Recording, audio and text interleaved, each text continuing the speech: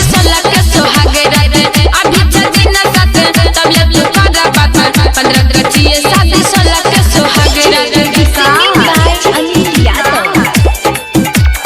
16 के सुहाग रात मटिया कला सीतामढ़ी 16 के सुहाग रात 16 के सुहाग रात दिन दिन टेंशन जाय छै के बढ़ल हो जे तो शादी मांग जइतोगे भरल रे बाबा टेंशन नहीं लेना हे गे दिन दिन टेंशन जाय छै के बढ़ल हो जे तो शादी मांग जइतोगे भरल दिन कहां करल छौरा तू छोहर रही रे राइटर कृष्णा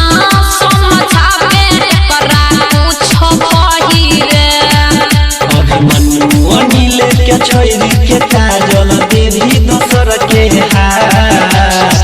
अभी जदी न साथ तब ले तू कर बात 15 गचिए शादी 16 के सुहाग रात अभी जदी न साथ तब ले तू कर बात 15 गचिए शादी 16 के सुहाग रात करे छही शादी तू कन भी अखलोर गे बनी जेबी कनिया तो दोसरा के घर गे दुआरा पतोरा टेंट लागल छो